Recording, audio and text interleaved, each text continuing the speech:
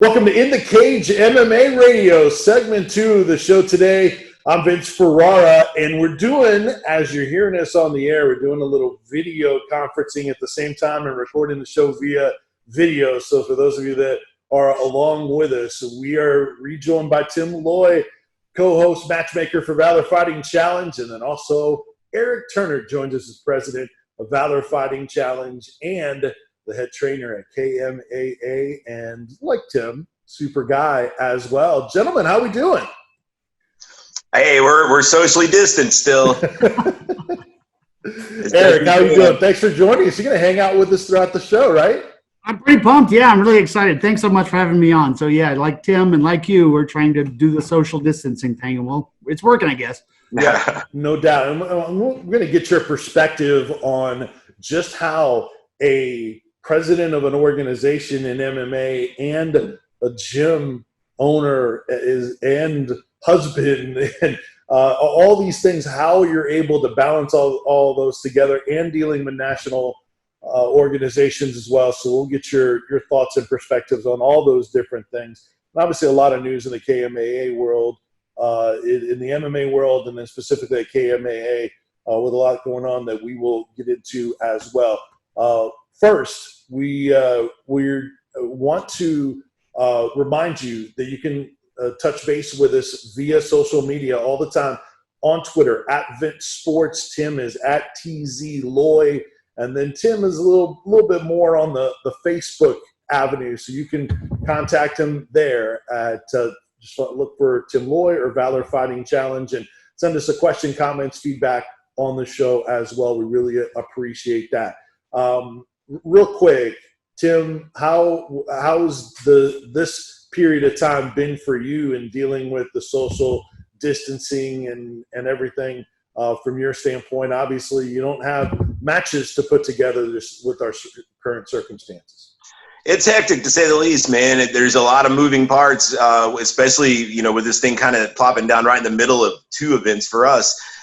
Maybe really even three for that matter. So, when you figure you've got 15 to 20 fights on each card, there's two guys in each fight, that's 80 to 100 moving pieces. So when we're having to shift around dates and we're having to, push back, that's a lot of correspondence essentially that has to happen with a lot of people. And so, it's hectic. It's a lot of phone calls still. It's a lot of messages still. And a lot of people wanting information that I don't necessarily have the proper answers for. So it's tough. It's a hairy time, to say the least.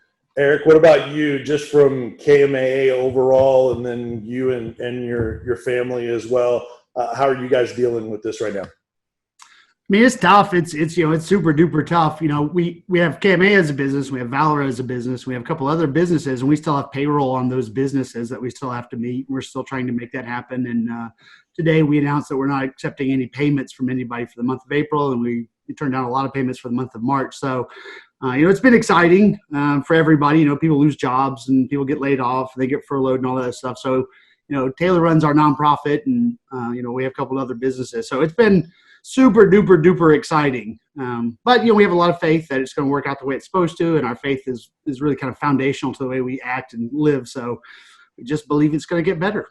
That's Eric Turner from Valor Fighting Challenge and KMAA, along with Tim Loy. I'm Vince Ferrara. We are on 99.1 The Sports Animal.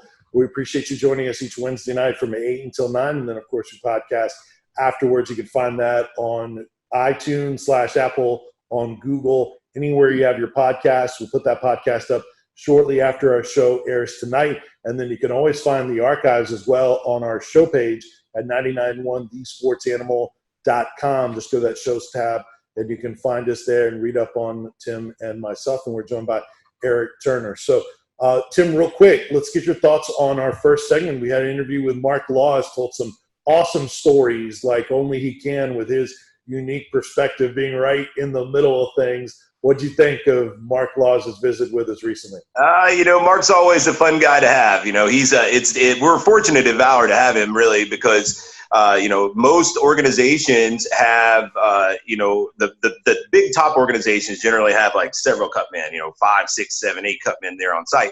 And it's kind of like a rotating cast. But, if you fight for Valor, that Mark's going to be there. That you're in good hands. You know that you're going to have your hands wrapped if you need them wrapped, and he's going to do a good job. And he's just got a good rapport with fighters, man. They tend to feel confident and at ease, if you will, with Mark, because he's just been around for so long. He's just kind of a staple on the scene, and they know that he's going to get them right. Eric, you obviously there working with Mark all the time. He said he's been a part of every Valor event that they've ever put together. Talk about the comfort that having a guy with the experience and ability that Mark Laws has to be able to work those shows, and you know that the fighters are in great care. Well, I know that Mark always does a great job, and like Tim says, he always wraps hands, and he's willing to help and do whatever. But one of the things that I always appreciate is that I know that if my guy or girl gets cut in a fight or gets a swell in a fight, he can shut it down. The only other downside to Mark is sometimes he does it for the other corner. All right. So yeah, he's got to be there for everybody. But so let's talk about Valor Fighting Challenge right now, Eric, because obviously with MMA for the most part shutting down. We'll get to Dana White coming up in our big 3 stories in segment number 3 that we normally have in segment 1. We'll get your perspective on that as well. But talk about Valor Fighting Challenge and where we're at right now with this coronavirus and working with the governments and the offices and trying to put the shows together when it's appropriate. What's that experience been like for you? Well, me and Tim obviously talk a lot, and I think he described it best. It's just kind of a nightmare at the moment because you're dealing with, local governments, you're dealing with, county governors and mayors, and you're dealing with, the Tennessee Athletic Commission. They've all been really great to deal with for the most part. And then you're trying to deal with the venue places. Can we do this then? Can we do this there? We tried to move back our April card to April the 18th, and we just had to cancel that. But that's not to say, that Tim didn't put together matches for April the 18th and reach out to fighters and talk to people about it. So, first we had that great show in Chattanooga. We're super excited about going back to it March 25th. Yeah, 28th. Thank you, Tim. And that's going to be a great show. There's a bunch of big fighters on it. For at least one of them, it's probably the last time you ever get to see him fight local as a pro. And we kind of lost, all of that stuff and all those things. And so that was a big blow. Obviously the fires in Chattanooga and North Georgia and stuff like that. So that hurt. And then we lost our April the 3rd card here in Knoxville, which was just, another tough big blow because we had so many pros on that card. We had a bunch of people making debuts and, moving in the right direction. And both those fell apart. So me and Tim were like, well, let's put together an amateur card. So, Tim went to work and put together some really great, exciting matches that, we thought, these would be great fights. And, since it got pushed back, we lost that one too. So, at the moment, we're trying to hold our May card, May the 18th, Saturday, and there'll be a big Pro-M card. That should be a huge card. So hopefully, people will be pretty excited about watching MMA come May 18th, or at least getting out of their house or having a beer, seeing some of their friends face to face. Hopefully we can do all that stuff because, for Valor, it's just been really tough. And Tim he's done an enormous amount of work, and he deserves a ton of credit because it's not easy. It's not easy letting guys know that the fight's off. It's not easy making the fights happen when you want them to happen. It's not easy dealing with the state and, the counties and, our show in Chattanooga is at the school. So you're dealing with the school too. So, Tim deserves a lot of credit. He's done so much work here, the last couple of weeks that it's all been kind of for naught, but that's not to say that he wasn't busting his butt every day for the fighters. And I think fighters owe him a lot of gratitude for all the work he's put in for them. So Tim, to follow up, and I'll let you pepper Eric with some questions. As you're continuing to move these events back, and now you're trying to combine shows onto one maybe card that you're working on that's just, still not a definite. How are you handling putting all those puzzle pieces together while still not having a clear, definitive word on whether those guys are going to and women are going to be able to fight? Well, I've got to say that I'm appreciative of having a good roster of fighters that are pretty good and easy to work with. Everyone's in this same boat as us as far as their gym goes for the most part. So while these fighters, they want to compete and they're willing to compete, keep in mind that their gyms are closed for the most part. So they're not able to properly really train like they normally would, but yet they're still willing and want to get out there and compete. So for them to be able to push back and move and things like that, I'm very appreciative to them. Those coaches, those fighters have been really easy and amenable to change, as we all just have to be at the moment. And we're blessed to have a good owner in Eric that just is willing to kind of roll with the punches here. And, hey, Eric, can we push to mid-April now? Sure, let's give it a try. So it's everyone's just got to work together through it. Really, it's kind of just a microcosm of the world at this time and in our little niche. Yeah. Eric, real quick before Tim, you jump back in with questions for Eric. So what's the fear level or the cautiousness, if that's even a word, of the fighters during this period? Do you find that, like you hear about with the UFC, that fighters want to fight, they don't care, they want to be safe, but they want to still fight and entertain? Is that on the local level? Is that the way you found fighters in your gym and just fighters in general and you've talked to be? Yeah, I mean, we have a big roster, obviously, and so when I asked our fighter group who wants to fight, I think more than half of my amateurs were like, "I want to do it. I want to fight for sure." As of until last night, Emily still had a fight in May, so we still have to be training for that, and Vince has a fight April 25th, so we still have to be training for that. So when Vince needs to train and we have to find a way to train, and Emily's got to train, I need 2 bodies for them at the minimum, right? So now I got to bring another girl in, and now I got to bring another big guy in to train with Vince and train with Emily. So, all of our fighters have been super on board with whatever it takes, whatever is necessary in order to help the team. At the same time, obviously, we go overboard whenever we get together and train. Everyone sprays everything down with Lysol. Everything cleans everything. Everyone comes in smelling nice and sparkly fresh, right? So, we try and do our best to keep, the people that have to keep training. But, for the UFC that's going to go on April the 18th, there's still got to be a bunch of guys somewhere training. So while I certainly can, understand the general consensus that people need to self-quarantine and people need to be safe and we need to take care of the people that, are immunocompromised as best we can, those guys got to train somewhere, and they got to have partners to train with those people while they're training somewhere. So, it's been a really delicate balancing act, trying to make sure we get people training and get people doing it the right way, and trying to balance that with, just keeping the community safe in general, which is obviously a hugely important thing for everybody. So, obviously being an owner of a promotion, owner of a gym, and then on top of that, having a large fight team, you've got kind of 3 different arms right now that you're having to kind of deal with this whole situation, whether it be from, we've got to postpone events where we're trying to hold lots of people at our events, to your gym situation where, every day you've got, nearly 100 people that come through there.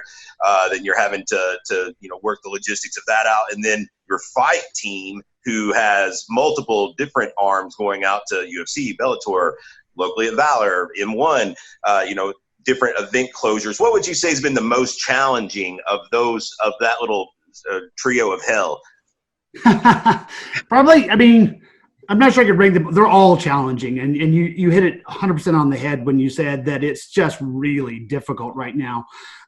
Because we have people like Dre, who's supposed to fight in M1 Global, and if I got Dre in a room, then I need to have a small guy in the room that can kind of do what his opponent's going to do. So it's been a super big challenge. Valor has been a big challenge, but like I said earlier, you've taken so much of that pressure off of me, Tim, by helping me set up things or reach out to people and try and move events around. So that's been at least a stress relief, because I know that you're capable of doing it and you're good at it and you know what you're doing. So that is a big stress relief. Probably the biggest stress relief, and that we just don't have any control over, is just like these total, like the gym has to shut down. And the governor, Bob Lee, he's a good governor, and, Mayor Kincannon, she's a good mayor. They just don't understand our situation. So when we're like, okay, fine, we're going to close the gyms, but what about this thing? Can I train with 3 people? Can I train with 4 people? Can I train at the park? Can I do this? They won't give us any answer, and we have no idea how long we're going to be closed. So, KMA has a fair amount of overhead, obviously, because we're a big gym, and we're very blessed to have a fair amount of, capital flow as it works through every month. But when the governor just decides to shut everything down, you're like, oh, well, my overhead doesn't go away, guys. How do you want me to do this? So that's probably been the biggest stressor, is just like, I understand let's keep the community safe, and I understand let's be closed, but can I work with a fighter that has a big fight coming up, because Vince makes a lot of money, and That's a big deal for him. It's a co-main event slot on a big show. So that's like, well, can I train him? And, right now the answers we've got from both the mayor of the county and the mayor of the city is no answer. So, we're just kind of doing it on the, like, hey, we'll get together and train, but we're not really open. So type thing. And there's, like 4 of us or something, but that's what we're trying to do. And, we want to keep everyone safe, but just because people are sick doesn't mean you shut down everyone's life all the time. Sure. We have to find some way of doing it or balancing out better. And I'm mostly happy with where we are now. Like I said, Mayor Kincannon, and she's in a tough spot, and the mayor of the county, doing a good job too. It's a tough call to do this one size fits all. Everything gets shut down just because. So the gym thing has probably been the biggest stressor. That's Eric Turner along with Tim Loy. I'm Vince Ferrara here on In the Cage MMA Radio on 99.1 The Sports Animal and streaming at 99.1 thesportsanimal.com. And you can download the free mobile app as well, so you can listen to us wherever you happen to be, inside or wherever you're at, quarantined or social distancing. We appreciate you listening. All right, Eric, last thing. We'll get to break here before we get to our 3 big stories and get your opinions on some national stuff. Bring us up to date. You mentioned Vince. Bring us up to date. Next fight that he knows of, and then his training since the last time we got an update from him. Well, I mean, he's been training hard. Him and Jason King, they went out to California for about 10 days, a week to 10 days, I think it was about, to get some training with John Laborante, who's really helped a lot with Vince's wrestling and all of my guys' wrestling. He's a great guy. He lives out there in San Diego, and they got to obviously train with some great teams out there. So that was really good for Vince. As far as we know right now, everything's still good to go. He's fighting a Dagestani dude, which is kind of the same Khabib situation. So I was talking to his manager this morning, making sure, he's in the country so we can still have this fight. And he's training here in the States, so we still have a fight as far as I know. So, right now we're just kind of plugging along and doing the best that we can. And, getting in training, we normally do training at our gym is for pros 3 hours a night, every night. But, we do about an hour and a half to 2 hours. And so that's good. So, now we just have to change up Vince's diet a little bit. Otherwise, he's consuming too many calories for the amount of work that he's doing. So that's been a bit of a struggle and a challenge, but, we've overcome it, and we've been very blessed to be able to do that. Quick follow-up on that real quick before we get to break. Is a move to heavyweight something that Vince or you have discussed, or an option for him at some point?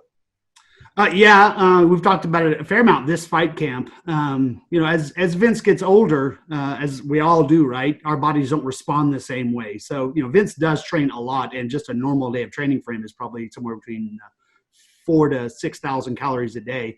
Wow. But whenever you get older and you're still eating that many calories, it's just harder for it to come off. So, depending on how this fight goes, his weight's good and it's coming down good and it's doing what it's supposed to do. But depending on how this fight goes, I think it might be easier for him to fight heavyweight because he still moves super fast. And whenever we go places like Atlanta or like California, San Diego, he trains with a lot of heavyweights and he's so much faster than them. Mm-hmm. It's mind blowing. So right now he's slowing down for his division because everyone's small and fast. But in the heavyweight division, Vince is, he's a head above everyone as far as speed, and his power is obviously equivalent, and his cardio is real good. And obviously he would love to not have a weight cut. Like every fighter would not like to have a weight cut. Right? We talked about it. So that might be something you might see in his next fight or maybe the fight after. All right, good stuff. That's Eric Turner, president of Valor Fighting Challenge and head trainer at KMAA in Knoxville. Along with Tim Loy, I'm Vince Ferrara. We will take a look at the 3 biggest stories in the sport. Thank you, Dana White, for giving us things to talk about on a weekly basis, trying to keep UFC 249 alive. We'll discuss. That's next on In the Cage MMA Radio.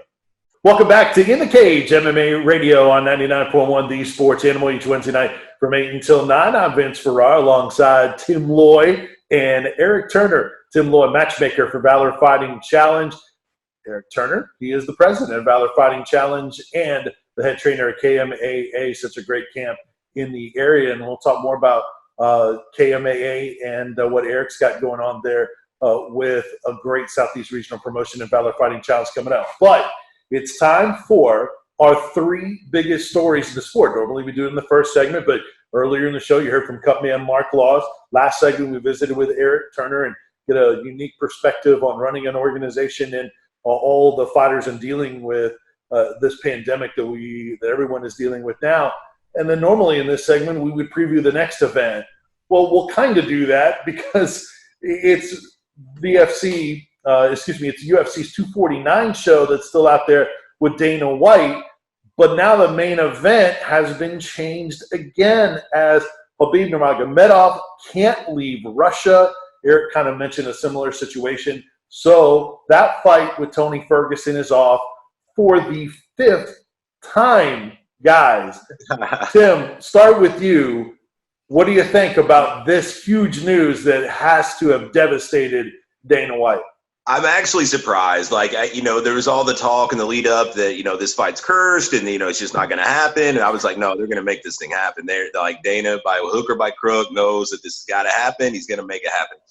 And it's not going to happen. It's nuts. That said, if they can replace him with something suitable, Gaethje is the talk. I'm good with it. I'm in. It's not going to be a hard sell to get me in still just for something.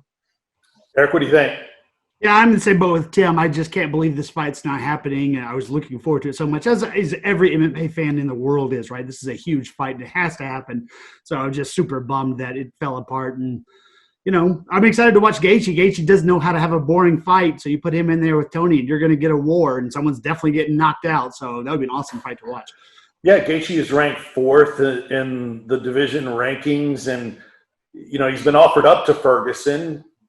Eric, do you think Ferguson's going to say, hey, let's go? I mean, he's kind of still taking shots at Khabib, saying he's hiding in Russia, which I think is totally unfair. No, I think Tony will fight him. We've gotten to know him a little bit at UFC events, and his coach is a good guy named Billy Fanua, and I love Coach Billy. He's amazing. He's a great guy, and Billy only knows one way, and that's to step forward and punch people in the face. So I would imagine his student is the same way.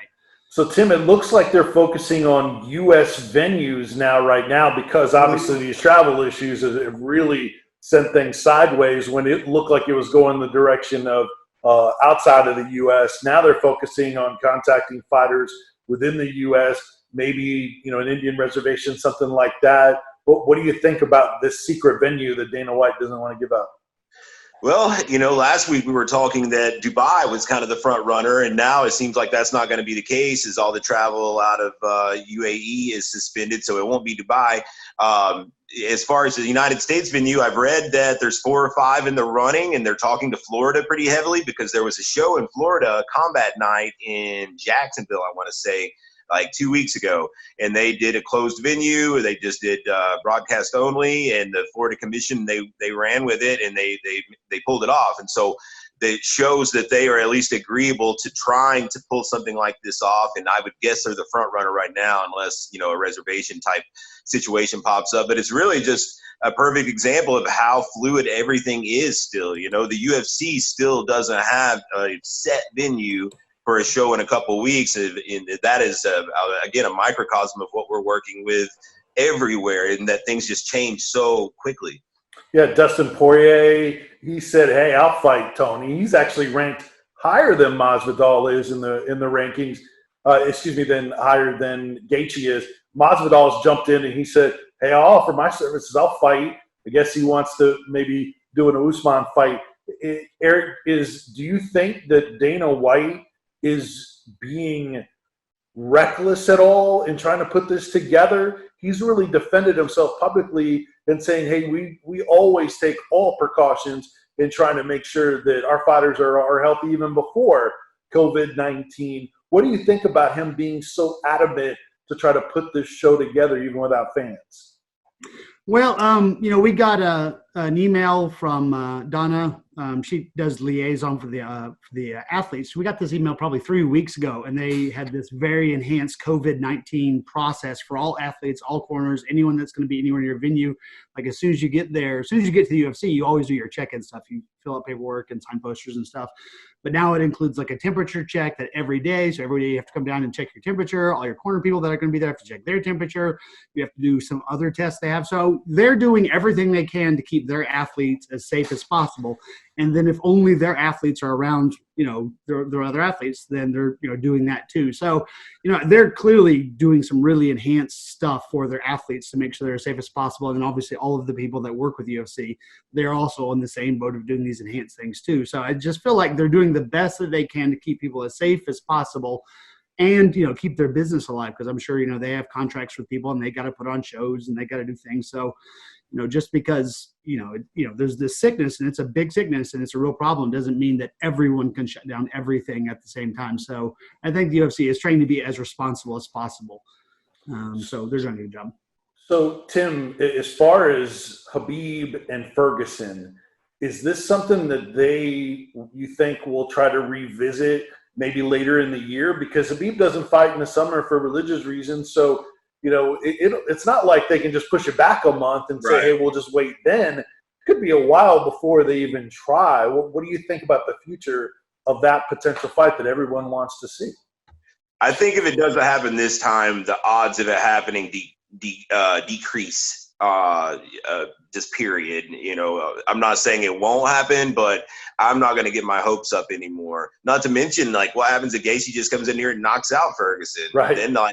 Then there's no demand for it anymore.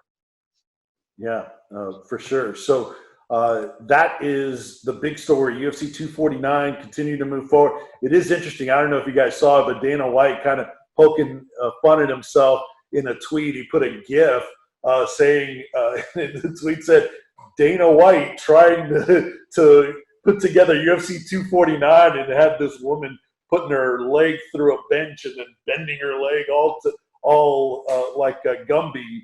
And so he was poking fun at himself. But he's been really critical of anyone that has gotten on him for trying to put this show together. Last thing on this, Tim, is this going to happen in some form or fashion, do you think?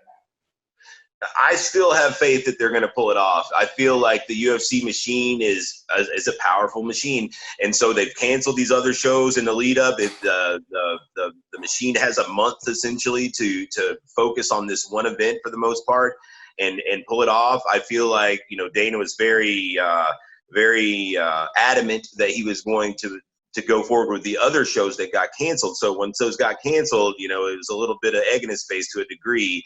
So I feel like he doesn't want to have that happen again. I feel like we're going to get the very best effort possible to make it happen, and I'm confident that it will. In fact, I bet on it. There was a proposition on my sportsbook. Will UFC 249 happen? And I said yes. All right. Our second story in our big three stories in the sport, we'll move through these last two fairly quickly. And Eric, I'll get your thoughts on this one first. Wednesday night, Thursday morning last week, John Jones arrested in New Mexico for alleged aggravated DWI, negligent use of a firearm, possession of an open container, according to the Albuquerque Police Department. According to Ariel Helwani, it's a second DWI charge, also had an arrest on a battery charge that was settled, and he pleaded no contest to. What do you think about John Jones, such a massive figure and legend in the sport, getting into trouble once again? Well, it's frustrating. Obviously, as every fan, you're just frustrated when this silliness keeps happening and happening and happening. And he's obviously got some real demons. And it's just important that people separate out the fighter from the person. As a fighter, I think he's the greatest fighter we've ever seen fight, period. As a person, he's got some real problems, and I think he needs a lot of help. Unfortunately, most of the people that surround him are just yes men that are just, yeah, do that. Let me get this for you. Let me do that. So I think he needs to create a whole new environment for himself. It's a real problem. A lot of fighters have demons, and that's what, they use that to channel and become better fighters, hopefully better people. Obviously, it just doesn't seem like he's found a way to do that. Great fighter. Yes. Not so much a great guy at the moment. So it's a frustrating. Tim, what's John Jones's future in the sport? What will the UFC do, if anything? What do you think about the future for John Jones? Yeah, I agree with Eric. He's definitely got some issues that need to be addressed. At the same time, as far as will UFC do anything about it, I don't know that they will. I don't expect to see, unless some huge indictment comes out of this to where he's found guilty of something much worse, I don't think that they will do anything, especially with the COVID stuff right now. That's all just like extra crap that they don't probably want to have on their plate right now. And John Jones, like Eric said, he's the best of all time. He's got some work to do in his personal life, obviously, but he's kind of in a situation where he's already on top, and it's probably, as much as I hate to say it, unlikely that we see a change in him before he's just gone, before he just retires or just fades away. A lot of the times you'll see those come up stories from people that have these issues on their way up, and they'll change things around and they'll get to the top, and it's a great story, but John Jones's issues have happened once he's already been to the top and is reaping that glory and those benefits. All right, our third story in the big three stories quickly, guys. All May Bellator events have been postponed. Release last night from Bellator. Tim, bring us up to date on this. Yeah, they just put a statement out last night. Bellator 242, May 9th in San Jose, Bellator London the next weekend, and then Bellator 243 in Temecula, California, May 29th. All those fights are postponed. They're hoping to get them rescheduled with the same matchups as soon as possible. I literally talked to Rich Chow about it last night, and he lives in San Francisco, and a lot of those Bellator staffers are in California, where they are on lockdown right now, and so they're really dealing with it more so than anyone in this sport. And Eric, any of your fighters impacted by this? Yeah, Emily was supposed to fight Kerry Melendez, Gilbert Melendez's wife, on the May 9th show. So we lost that fight last night. So that's a bit of a bummer for him and for us. That's a big fight. We thought it was a good fight for us. So, it got pushed back, and Rich was very adamant that it's still going to happen. So it's happening at a later date. All right. That's Eric Turner from Valor Fighting Challenge KMAA, Tim Lloyd, matchmaker for VFC. I'm Vince Ferrara here on 99.1 The Sports Animal. We're next with the lightning round here on In the Cage MMA Radio. Stay with us. Welcome back to In the Cage MMA Radio with Tim Lloyd and our guest co-host today, Eric Turner for Valor Fighting Challenge and KMAA here in Knoxville. Great to have you with us. All right, it's lightning round time as we normally do, and we're going to run through a couple of notes here before we wrap things up in our last couple of minutes of the show. First, Eric, we were talking about Habib not really fighting in the summer. Let's clarify that. It's Ramadan that he doesn't fight during that period of time, right? Yeah, he doesn't train or compete, obviously, during Ramadan. During Ramadan, Muslims are not allowed to eat from sun up to sundown. So it's very difficult, obviously, to get in 2 days working out if you're not eating at all. So he doesn't train or work out during Ramadan. And I'm pretty sure it starts April the 23rd, and it lasts for a month. So in theory, he would just be out for basically a month, the month of April and May, and then he could start training again. So it's possible he could see this fight by maybe July or even August. Right. But then if he is restarting for the beginning, in his view, on a camp right afterwards, then that's why maybe it could be a while before we see him back in there. But that's, the Ferguson fight is a totally different story from that standpoint. So real quick, on UFC 249, Tim, there's another significant fight that, if it does happen, we could see on that card. Yeah, they're talking about moving the main event from Columbus onto that card as well. It's a big heavyweight fight. Francis Ngannou and Yair Rozenstruik, who that's a pretty big fight. He was going to main event a card, so I wouldn't be surprised for them to put some stack this thing up with a big lineup for pay-per-view.